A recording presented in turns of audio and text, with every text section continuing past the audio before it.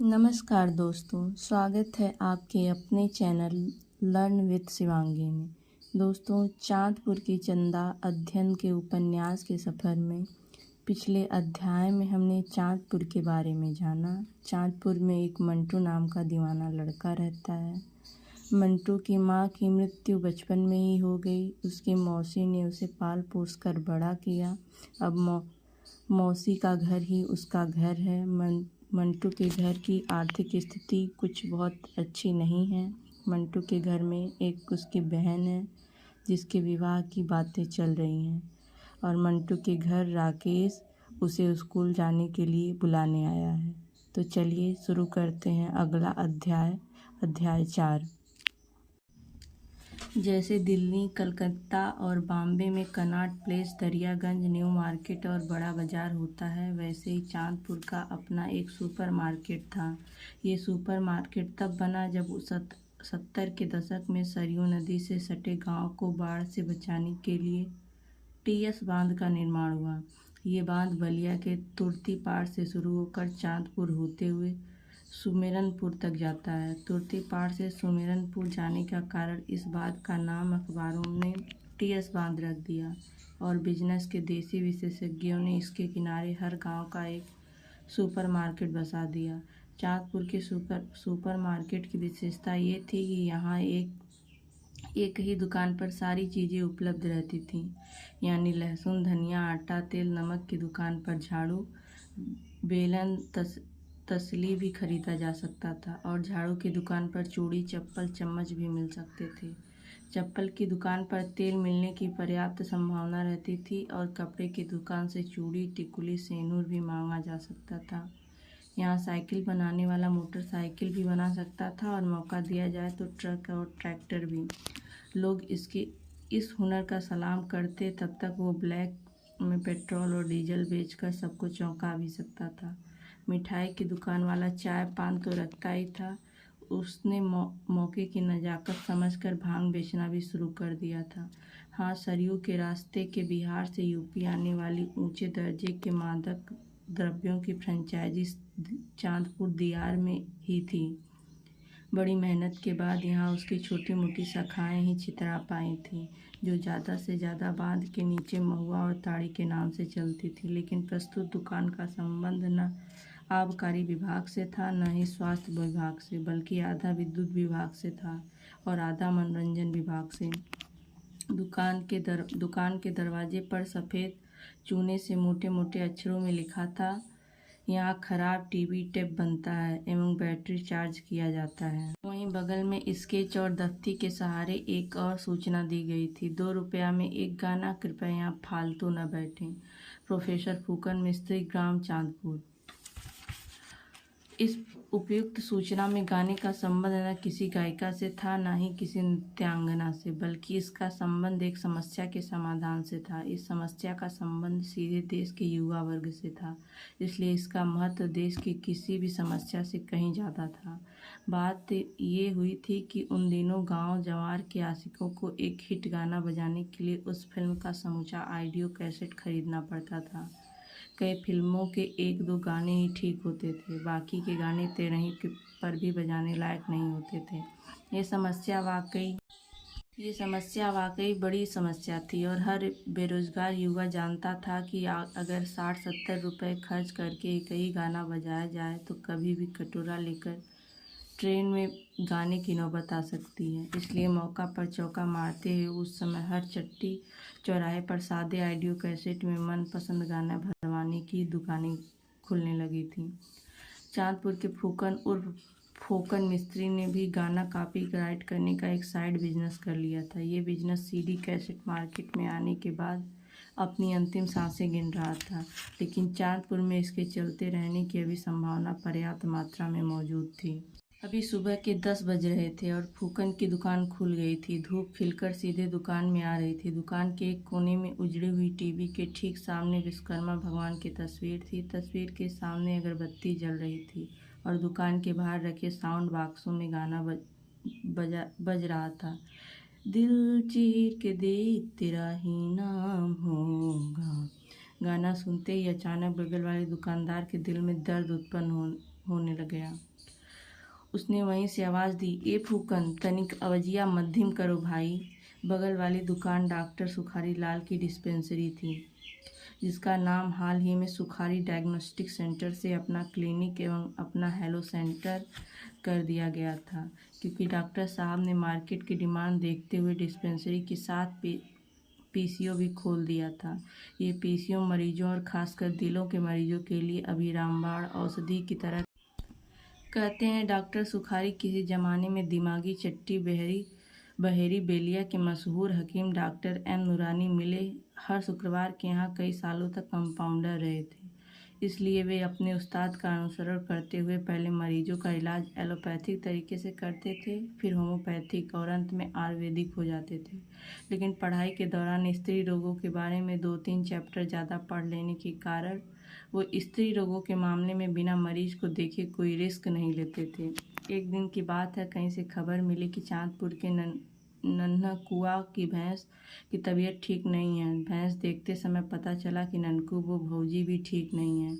पशु रोग विशेषज्ञ बनकर भैंस देखने गए सुखारी डॉक्टर झट से स्त्री रोग विशेषज्ञ बन गए और ननकुआ की नई नवेली स्त्री और नई नवेली भैंस को ठीक कर आए। लेकिन इसी बीच एक दुर्घटना हुआ ये कि कई दिन के इलाज के दौरान डॉक्टर साहब के सीने में उस हिस्से में दर्द उभर आया जिसे फिल्मी संगीत वालों ने दिल कहकर कई दशकों से बदनाम किया हुआ था। कहते हैं ननकू की भैंस और मेहरारू तो डॉक्टर साहब के इलाज से ठीक हो गई, लेकिन पहली बार सुखारी डॉक्टर को अपने डॉक्टर होने पर संदेह हुआ, और संदेह इतना गहरा हुआ कि दिल में हमेशा दर्द रहने लगा। डॉक्टर साहब ने आज उसी दर्द को ठीक करने के लिए अभी एलोपैथिक होम्योपैथिक की जगह म्यूजिक थेरेपी का सहारा लिया हुआ था, और फूकन की दुकान पर बज रहा ये गाना उनकी ही फरमाइश पर लगाया गया था। डॉक्टर साहब की आज्ञा मानकर फूकन ने आवाज़ कम करने के लिए हाथ बढ़ाया ही था कि अचानक सड़क पर एक साइकिल का ब्रेक लगा। चौं की आवाज़ आई। मंटू साइकिल से उतरकर तेजी से फूकन की तरफ भागा।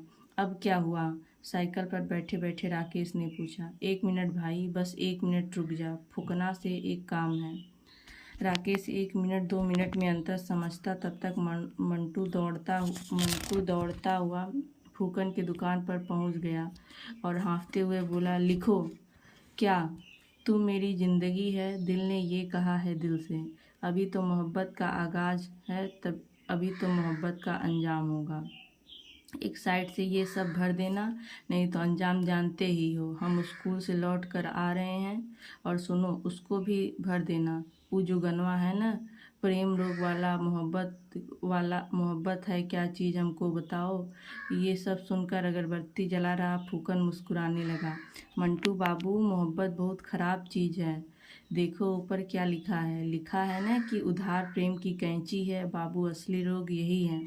याद करो, दीपावली में तुम दिलवाले का गाना भरवाए, छठ में प्रेम रोग का भी, और नया साल में आशिकी का सारा भर के दिए। अब क्या चाहते हो कि हम दुकान बेचकर फजलुआ की बैंड पार्टी में पिपहिरी बजाएं? जल्दी से पुराना हिसाब करो, वरना हमारा तुम्हारा मोहब्बत आज ही ख़त्म। मंटू इस धमकी पर चुप हो गया, और ऊपर गुड्डू रंगीला के भोजपुरी एल्बम 80 ना 85 हमके 90 चाहिए, ये चिंटुआ के दीदी हमके अब्बे चाहिए। अब सूक्ष्म निरीक्षण करने लगा, मानो उसे कोई जवाब न सूझ रहा हो। इधर मौके की नज़ाकत समझकर डॉक्टर सुखारी ने अपने क्लिनिक से ही आवाज़ दी, ए फूकन, एक बात जाने? कौन बात डॉक्टर साहब? यार, कल फजलुआ कह रहा था कि डॉक्टर साहब बैंड पार्टी का लौंडा पिपीरी बजाने वाले के साथ भाग गया है। सट्टा लिखवाकर पूरी पार्टी फंस गई है। साला इन लोकल लौंडा का कोई भरोसा नहीं है कि कब ट्रेन में जाकर घाघरा उठा देगा, जून से फिर कलकतिया नचनिया लाएगा।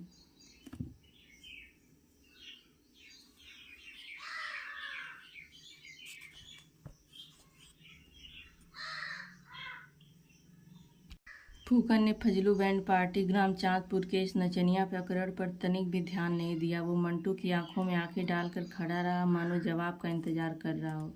इधर मंटू बगले झांकने लगा था, उधर राकेश की सांसें घड़ी की सुई के साथ बढ़ती जा रही थी। दोनों की नज़रों में अपनी इज्जत बचाते हुए कहा, मंटू ने कहा, यार ये तुम्हारा उधार उधार कैंची हो चाहे बर्छी भाला हो, कब पैसा रखे हैं तुम्हारा, बोलो। जिस दिन अंदाज का गाना भरवा रहे ले गए उसी दिन कैसेट की रील टूट गई। पता नहीं कैसे तुमने अर्थिंग जोड़ दिया था कि टेप की आईसी उड़ गई। तब से न बिजली आई न हम इधर आए। अभी स्कूल जा रहे हैं लेकिन सरस्वती पूजा से पहले दे देंगे, विद्या कसम। इस कसम पर राकेश को गुस्सा आने लगा। वो घड़ी देखते हुए बोला, अरे यार, तुम्हारे दिमाग में भूसा भरा है क्या? बाद में प्रेम रोग नहीं भरवा सकते हो, पहले स्कूल तो चलो।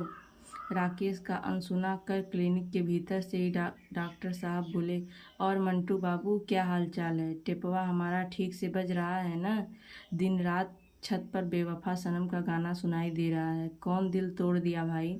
अरे डॉक्टर साहब, टेप तो एकदम ठीक बज रहा है, लेकिन इतना रील तोड़ रहा है कि हमारा दिल टूट गया है।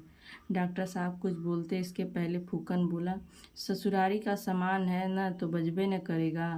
भौजाई भी तो बोलती है ना, तो लगता है कि साधना सरगम की सगी फुआ बोल रही है। मंटू हंसने लगा। इधर डॉक्टर साहब चुप रहे, क्योंकि वो डॉक्टराइन से बहुत प्रेम करते थे और हमेशा चाहते थे कि कोई उनके सामने उनके बीवी का नाम न ले। ये बात ननकू वो भौजी भी जानती थी और चांदपुर गांव भी। बस फूकन को इसकी परवाह नहीं थी और वह मज़े लेने के एक भी मौके नहीं छोड़ता था। लेकिन मंटू को इन सब बातों में कोई रुचि नहीं थी। उसने हाथ मलते हुए कहा, हमको ये सब नहीं जानना। तुम डॉक्टर साहब से मजाक करते रहना। अभी बस गाना भरो, हम स्कूल से लौट कर आ रहे हैं। मनोहर मास्टर हाजिरी लगा रहे होंगे। इतना कहकर मंटू जाने लगा। फूकन खामोशी की चादर ओढ़े हथेलियों को रगड़ने लगा। बोहनी खराब कर दिए ना हमारा। साइकिल पर बैठते हुए ही मंटू चिल्लाया, अरे फूकन भैया, चांदपुर दियार में जिस दिन दनादन कट्टा चल रहा था उस दिन आपको आपके भाई बित्तन को बचाने वाले हम ही थे। उस दिन आपको कुछ हुआ होता तो आज बोहनी कराने लायक नहीं होते, न ही बित्तन ऑटो चलाने लायक। इस गर्वित और रौबदार ताने के बाद मंटू के कंधे और चौड़े हो गए। फूकन मुस्कुराने लगा। सुखारी डॉक्टर हंसने लगे। चट्टी से आसपास की दुकानों में बैठे लोग मंटू को देखने लगे। मंटू साइकिल पर बैठ गया। इधर घड़ी में 10:15 बजा दिया।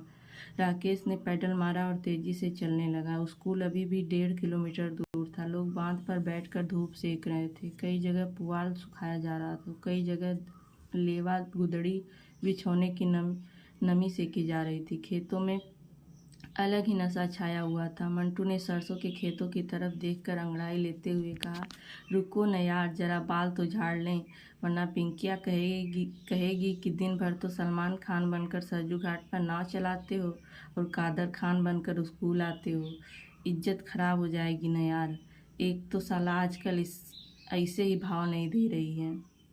राकेश ने भी भाव नहीं दिया। उसने साइकिल की चाल बढ़ा दी और सामने आ रही भेड़ों की एक झुंड से बचने के लिए दनादन घंटी बजाने लगा। मंटू को अपनी उपेक्षा बर्दाश्त न हो सकी। उसका धैर्य टूट गया, मुंह लटक गया। बड़ी देर सोचने के बाद पूछा, काहे ओल जैसा मुंह बनाए हो यार, कुछ बोलते क्यों नहीं?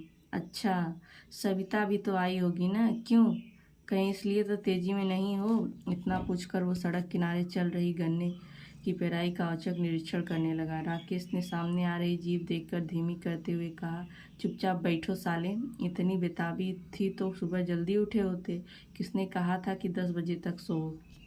मंटू साइकिल के पीछे बैठा चुप हो गया, मानो राकेश अब बहस करना अपना एनर्जी बर्बाद करना हो। अचानक साइकिल फिसलते हुए रुक गई। स्कूल का गेट आ गया। गेट के ऊपर एक बैनर हिल रहा था जिस पर लिखा था, Phulesari Devi memorial inter college Chandpur, UP board से मान्यता प्राप्त। कहते हैं इस इंटर कॉलेज को 3 साल में यूपी बोर्ड से मान्यता मिली थी, लेकिन 1 साल के अंदर ही देश के सुदूर अंचलों में ये मान्यता मिल गई थी कि इस स्कूल में गधा भी पास हो सकता है। यही कारण था कि जल्दबाजी में स्कूल को ईंट बालू सीमेंट और टिन शेड से काम चलाऊ बनाकर सारा फोकस गधों को पास कराने पर दिया गया था। अभी 6वीं से लेकर 12वीं तक की पढ़ाई राम भरोसे चल रही थी। राम भरोसे यादव इस स्कूल के सगे प्रिंसिपल थे। वैसे तो इस कॉलेज में कई क्लर्क और कई प्रिंसिपल थे, लेकिन अपनी तमाम योग्यताओं का लोहा मनवाकर मनोहर मास्टर ही इसके एकमात्र अस्थायी मास्टर बन पाए थे। बाकी जवार भर के अध्यापकों ने 10-15 दिन पढ़ाने के बाद अध्यापकी से अच्छा किराना की दुकानदारी करना उचित समझा था। अभी हिंदी की क्लास शुरू होने वाली थी। स्कूल में कभी जीव विज्ञान तो कभी गणित पढ़ाने वाले मनोहर मास्टर हिंदी भी भला कोई विषय है, इस बात को सत्य मानकर हिंदी पढ़ाने चले आए थे। मौसम का असर कहें या धूप का बड़े दिनों बाद क्लास में उस दिन सारे डेस्क भरे हुए थे। इंटर की परीक्षा नज़दीक आती जा रही थी। विद्यार्थी में डर कम, उत्साह ज़्यादा दिख रहा था। मास्टर साहब ने रजिस्टर देखते हुए कहा, आज की हाजिरी लगी? कभी ना आने वाले एक छात्र ने तेजी से कहा, नहीं सर, कहाँ लगी, लगा दीजिए। मास्टर साहब ने उसकी तरफ बड़े ध्यान से देखा। अरे हुजूर, आप भी आए हैं क्या? क्लास से सब हंसने लगे। लड़का बोला, yes sir.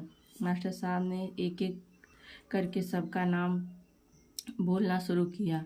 Sohan, present sir. बुलबुल कुमार, यस सर। कुमारी प्रियंका, प्रेजेंट सर। कुमारी बबीता, यस सर। ईश्वर प्रसाद, आइल बानी जी। बेहुदा कहीं का, तमीज सीखो, नहीं तो घर जाकर मछली मारो। तिलेश्वर प्रसाद फटे बांस जैसा मुंह बनाकर हंसने लगा। हंसी की आवाज़ें क्लास की दीवारों से टकराने लगी। मनोहर मास्टर ने चश्मा ठीक करके डांटा, चुप रहो।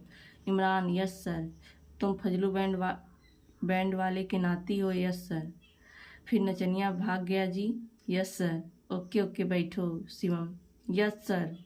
कुमारी चंदा, उपस्थित सर। हाय। इस उपस्थित सर की मीठी आवाज़ से लड़कों की बेंच पर हलचल मच गई। एक झटके से ऐसा लगा मानो किसी बंजर मरुभूमि में चमेली का फूल खिलाया हो। भरी दोपहरिया में रात रानी महक गई हो। पथरीली जमीन पर गुलाब उगाया हो। सारे लड़के टकटकी लगाए कुमारी चंदा की तरफ देखने लगे, लेकिन मंटू सर झुकाए न जाने क्या लिखता रहा। मास्टर साहब बोले, शशि कुमार। मंटू की चेतना वापस लौट आ गई। Yes sir. ओहो, शशि कुमार जी उर्फ मंटू बाबू, बड़े भाग जो दर्शन हुए। मंटू ने सर झुका लिया। मनोहर मास्टर रजिस्टर लेकर मंटू के पास आ गए और आंखों में आंखें डालकर धीरे से पूछा, वाह रे मंटू बाबू, धीरे धीरे प्यार को बढ़ाना है। यही गाना बज रहा था ना शुक्रवार को? प्यार तो बढ़ाना है आपको, लेकिन स्कूल नहीं आना है। क्लास में हंसी का माहौल बन गया। कुमारी चंदा उर्फ पिंकी मुस्कुराने लगी। राकेश को भी मौका मिल गया। सर, आप तो देखबे किए हैं कि हम इसको उठाकर लाए हैं, नहीं तो 11 बजे तक सो रहा होता है। मंटू अब इस बेइज्जती से झेपने लगा, लेकिन मनोहर मास्टर थे कि रुकने का नाम न ले रहे थे। मंटू की गर्दन पर गुदे टैटू के निहारते हुए बोल पड़े, हाँ हाँ भाई, रात भर आस्की का गाना बज रहा होगा। कल ही तो रमेश्वर जी मिले थे, हमसे कह रहे थे कि मास्टर साहब, लड़का तो हमारा हाथ से निकल गया, कुछ करिए। क्लास की बाकी लड़के लड़कियां हंसने लगे। इस हंसी से हास्य का भाव कम, अपने सहपाठी को नीचा दिखाने का भाव ज़्यादा था। मास्टर साहब को गुस्सा आ गया। खबरदार, किसी ने हंस दिया तो हम जो कह रहे हैं उसे शांति से सुनो, वरना हम जिसको मुर्गा बनाते हैं वो अंडा देकर ही जाता है, ये पता है ना? सबने कहा, यस सर। तो चलो बताओ, लड़का हाथ से निकल गया, क्या होगा? क्या बोला? सब एक साथ बोले, लड़का हाथ से निकल गया। ये बताओ, ये क्या है? पीछे से एक लड़का झट से बोला, मुहावरा है मास्टर साहब। मुहावरा? शाबाश। तुम तिलोत्तम मास्टर के से ट्यूशन पढ़ते हो ना? लड़के ने कहा, यस सर। तब बैठो, ज़्यादा तेजू खान न बनो। लड़का बैठ गया। मास्टर साहब ने एक लड़की को उठाकर पूछा, तुम बताओ जी कि हाथ से निकलने का क्या अर्थ हुआ? लड़की बड़ी देर तक आसमान और ज़मीन को देखती रही, उंगलियों से स्कार्फ को घुमाती रही। मनोहर मास्टर का धैर्य जवाब देने लगा तो वो छड़ी पटक कर बोले, बोलती क्यों नहीं हो? लड़की ने दीनहीन की तरह सर झुका लिया। मास्टर साहब चिल्ला उठे, कुछ समझ में आ रहा है कि ये भी तुम्हारे सर के ऊपर से जा रहा है? बताओ, अब जब हिंदी का एक मुहावरा नहीं आ रहा है तो फिजिक्स केमिस्ट्री का में क्या होगा? लड़की के भीतर की सुप्त शक्ति जागृत होने लगी। उसने इठलाकर हंसते हुए कहा, सर, वो जैसे पैसा हाथ से निकल जाता है ना, वैसे ही निकल गया। मास्टर साहब की आवाज़ कुछ और तेज हो गई, क्या वैसे ही निकल गया? यही तो सवाल है मेरा। बैठो, इस क्लास में सब नालायक हो गए। सब डिसिप्लिन नाम का तो कोई चीज़ ही नहीं है। क्लास में शांति पसर गई। अब मनोहर मास्टर शशि कुमार उर्फ मंटू की तरफ मुखातिब थे। तो आप ही बताइए शशि कुमार जी, नाम है सुधा, नाम है साधु गंगा दास और कमंडल में जल नहीं, कैसे बेड़ा पार होगा आपका। मंटू मुस्कुराने लगा। मनोहर मास्टर झल्ला उठे। दांत चियारना बंद करो बेशर्म, बताओ तो हाथ से निकलने का अर्थ। मंटू का चेहरा लटक गया। मनोहर मास्टर उसे घूरने लगे। अच्छा छोड़ो, पहले शशि का अर्थ बताओ। एक लड़के ने झट से हाथ उठाया। शशि कपूर हीरो है। मास्टर साहब ने फिर छड़ी चटकाई। चुप हो जा नलायक, तुम पश्चिम टोला के टेंगर के घर के हो ना। लड़के ने सिर हिलाया। Yes sir. तभी तो पढ़ोगे या बाप की तरह दिन भर सिनेमा देखोगे। लड़के ने ना की मुद्रा में सिर हिलाया। No sir, नलायक।